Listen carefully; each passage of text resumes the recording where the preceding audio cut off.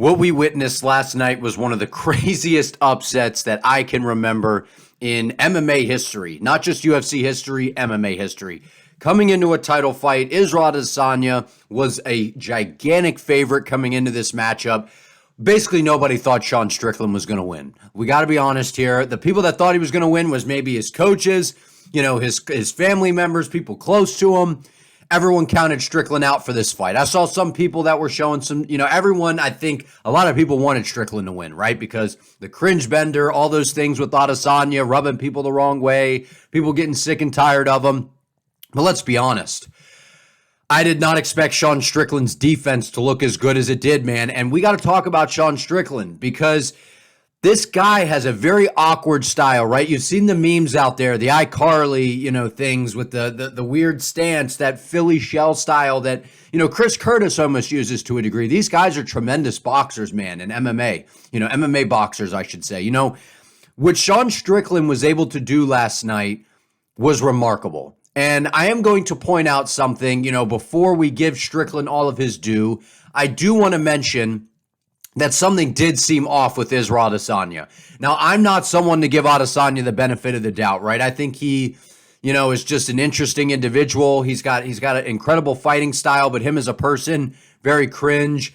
But yeah, anyway, so he just didn't look like himself in that fight. But I'm going to credit that to him underestimating Sean Strickland. Sean Strickland has a very unique ability to stay very safe in a very uncomfortable range for the opponent. If we look back at some of the matchups that we've seen from Sean Strickland, right, where he stepped in on short notice against Nasruddin Imavov, against Abus Magomedov. Granted, Abus Magomedov, it was his first, huge fight, his first UFC fight, headlining a fight night, all those different things. The adrenaline dump, the guy gassed out, right? Sean Strickland, that pace, nonstop pressure. I literally was saying last night, it reminds me of the Diaz brothers, right? That nonstop cardio, push forward type of pace. But what's unique about him is he stays safe. He stays safe. He takes very minimal damage. And I know you can say, oh, well, Pineda knocked him out. Yeah, he set him up with a beautiful left hook. But other than that, Sean Strickland has been really, really good defensively. I just thought, based off of the MMA math, right, which it doesn't always work, right? In MMA, 2 + 2 sometimes can equal 5, 6, 7, 8, all those different things. That doesn't even make any sense. But what I'm saying is when you look at on paper and you watch a striking matchup, you see this guy that's fought in Glory Kickboxing for all these years. You knew Strickland was just going to stand with him. You knew that he wasn't going to implement any grappling.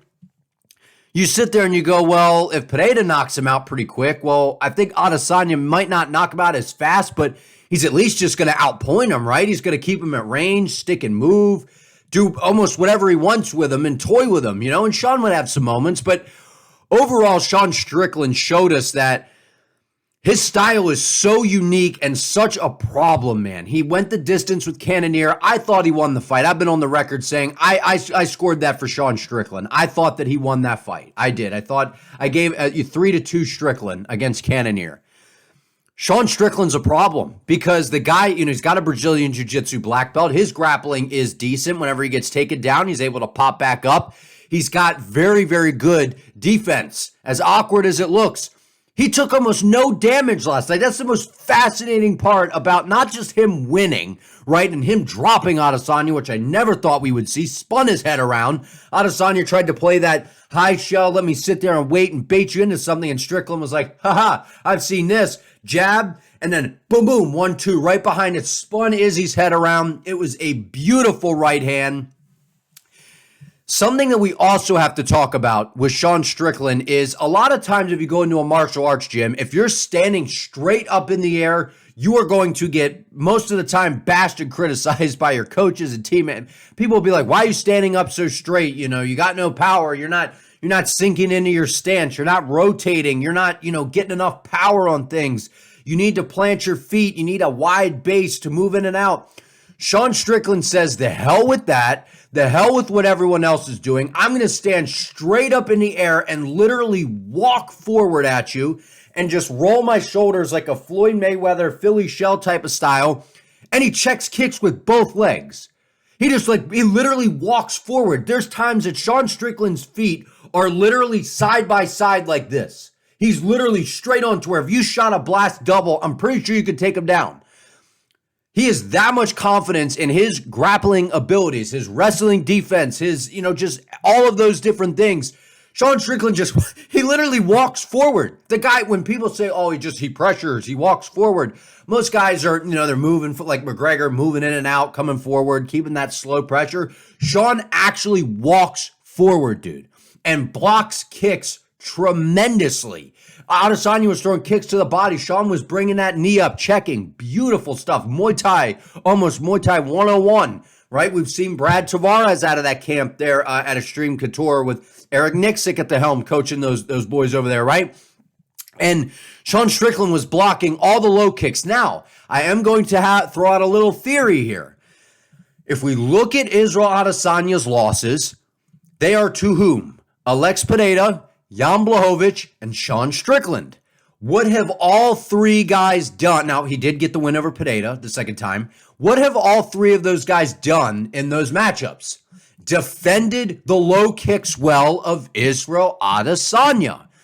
So, has a blueprint been released on Israel Adesanya here? That's what we need to be talking about as well, because if you take away the low kicks to where he can set things up off of that, because if the low kicks aren't landing, it's hard to gain some respect with that question mark kick or the kicks upstairs that he likes to throw, which is what I thought he was going to catch Strickland with, because Strickland tends to reach and parry and pull his hands away from his face.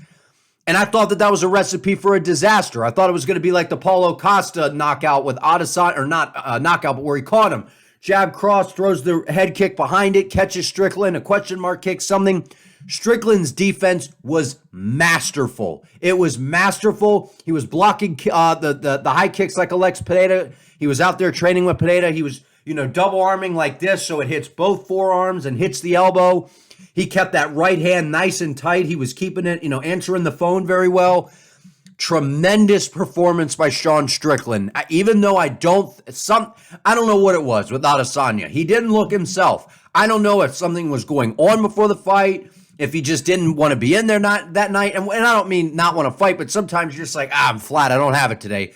I would rather be doing anything but this. I love fighting, but tonight I just don't feel like doing it. Sometimes it happens. Derek Lewis has said things like that, right? Fighters, that happens. Happens with football, any sport, right? Some games you're just like, man, I don't feel like doing this today. I don't know. But what I do know is Sean Strickland's performance was sensational. Defensively. The fact that he took almost, if there was a bet that said if Sean Strickland went into that fight and took almost no damage, would you bet? And people are like, hell no. Strickland's getting battered at least, right? He's going to get poked around and nothing. Sean Strickland dictated the entire pace. Israel Adesanya, I think, was backing up Strickland and moving forward for maybe 15 seconds out of the entire fight. The entire fight, 25 minutes. Sean Strickland was moving forward for 24 minutes and 45 seconds of that fight. When has that ever happened to Israel Adesanya? Never. We've never seen that. We saw Jan Blachowicz beat him because he was able to defend the leg kicks and do all those different types of things, right? We've seen that. We've seen Alex Pineda back him up, and then we've seen Adesanya be like, okay, I got to be more aggressive in fight number 2 and push Pineda backwards. I can't let him, just keep marching me down. Where was that in this fight from Israel Adesanya? I think he underestimated. I think that, if you want me to be honest with you, I think when Sean Strickland hit Israel Adesanya with that right hand, it changed the entire outcome of the fight. I'm not saying Adesanya would have won if that right hand didn't connect. I think Adesanya was like, whoa, I didn't think he hit hard. I didn't think that he could hurt me. I didn't think he could drop me. And he heads back to his corner and he's like, you could just see the look. Like, it's almost like his team was in disbelief. They were like, holy crap, man, Sean Strickland just dropped us? Like, Sean Strickland just dropped us? Incredible performance by Sean Strickland. I'd be curious to know what you all think down in the comments, because as far as I'm concerned, basically everyone got this wrong. Now, I know there were a few people out there that, were saying that Strickland might get it done and he possesses some threats and poses some threats and things like that. And you know, I just didn't see it happening. Just didn't see it happening. You know, MMA math, man. I know it doesn't always add up, but we're not talking about a good MMA, just a good MMA striker. We're talking one of the best in Israel Adesanya. He got battered by Sean Strickland, dude. Battered.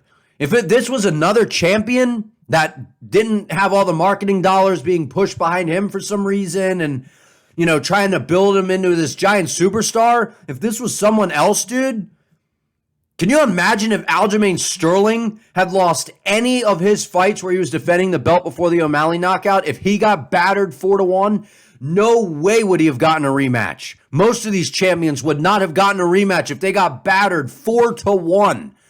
Make no mistake, this was an ass whipping. This was not a close fight at all. Nothing was close. Sean was never in danger in this matchup, ever. What do you all think? Like, subscribe, comment below. I'd be curious to hear everyone's thoughts, because this is the second fight that, you know, last thing, I could have seen it was a lot more likely, even though we all kind of wrote off Drakus to lose, you know, we thought Whitaker was going to destroy Drakus, right? If you said, hey, Drakus and Robert, Izzy and Strickland, which fight is definitely like almost set in stone, like this is going to be the outcome, I would have said Adesanya beating Strickland. I would have been like, yeah, DDP has a much better shot at beating Whitaker than Strickland does Adesanya. I would have said that. Look what both guys have done. We have, especially me, moving forward, these massive underdogs where it's just like, we almost just got to start having this sixth sense of, whoa, something's off here. Everyone's writing someone off. We got to, you know, we got to stop overlooking, especially me here. What do you all think? Like, subscribe, comment below. Appreciate you all. That was a crazy one. See you in the next one.